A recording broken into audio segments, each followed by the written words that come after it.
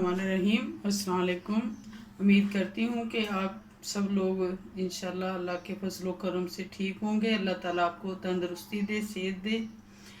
आज मैं आपके लिए लेके आई हूँ कलेजी, बीफ मटन की कलेजी है। इसे हम बनाना शुरू करते हैं।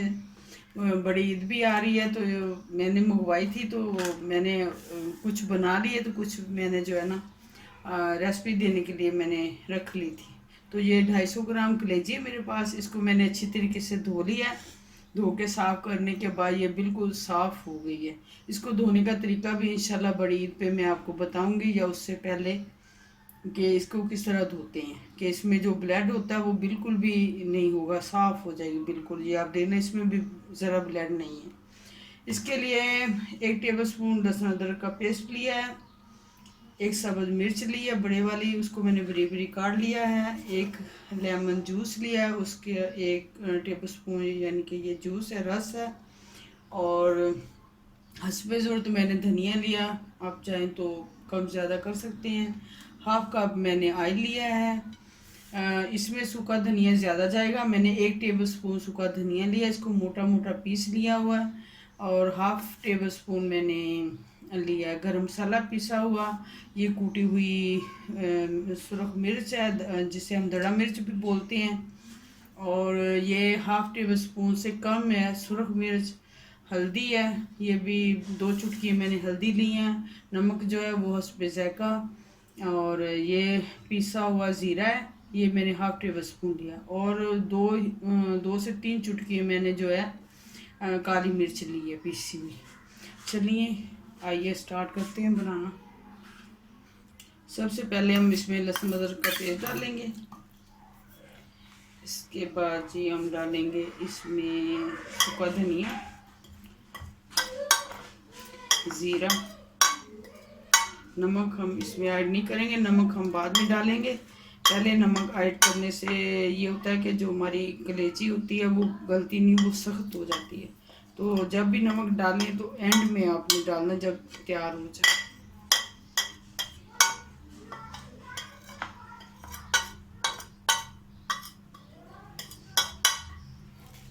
इनको अच्छी तरीके से मिक्स करेंगे। साथ ही हम ये लेमन जूस डाल देंगे और सब्ज़ मिर्च भी इसके अंदर ही डालेंगे। इसको आप चाहें तो आधा घंटा इसको मिक्स करके रख दें, चाहें तो आप उसी वक्त भी बना सकते हैं ये। लेकिन मैं इसे अभी बनाऊंगी क्योंकि बच्चों ने नाश्ते के साथ खाना है इसे, तो मैं नाश्ते के साथ बना रही हूँ। ज़्यादा कोशिश किया करें कि नाश्ते के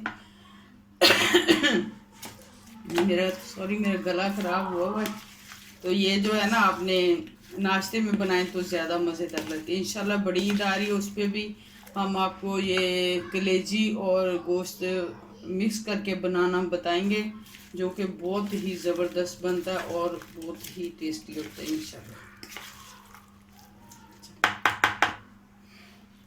बिस्मिल्लाहिर्रहमानिर्रहीम। ये मैंने जो ऑयल लिया वो पहले हम इसमें डालेंगे। ऑयल आप कम ज़्यादा डाल सकते हैं, आप चाहें तो इसे तवे पे भी बना सकते हैं।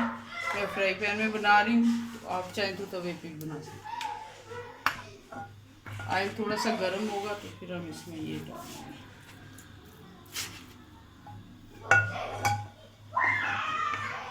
10 से 15 मिनट हो गए मुझे रखे हुए, और ये आप देखें खुद ही कि इसमें ज़रा भी कोई ब्लड वगैरह नहीं है।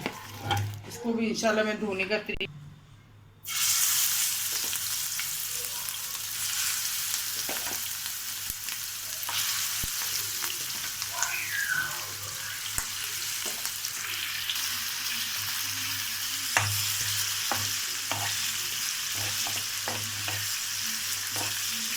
इसको हम जो है अच्छी तरीके से फ्राई करेंगे।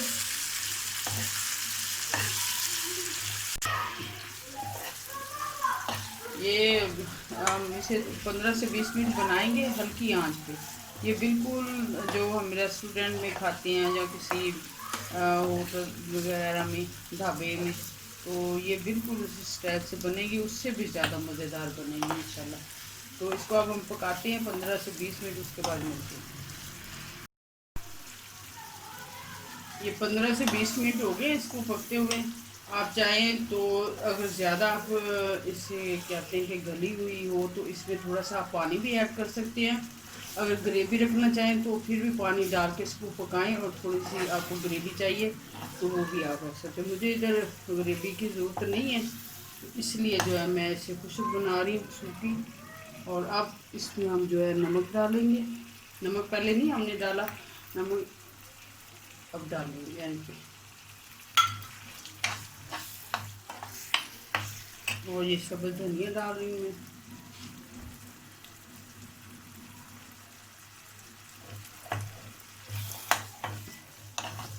इंशाल्लाह बहुत ही ज़बरदस्त, बहुत ही यानी कि चटपटी करारी सी बनी है। नमक मिर्च आप चाहें तो कम भी कर सकते हैं, ज़्यादा खाते हैं तो ज़्यादा आप इस्तेमाल कर लें। इंशाल्लाह आपको हमारी ये रेसिपी बहुत अच्छी लगेगी। हमारी रेसिपी पसंद आए तो हमारी रेसिपी को शेयर करें, कमेंट करें और दुआ में याद रखना। अल्लाह ताला आप सबको सेहत दे, अल्लाह मुझे भी सेहत दे। इंशाल्लाह अगली रेसिपी पे आपके साथ शेयर करेंगे। अल्लाह हाफिज़।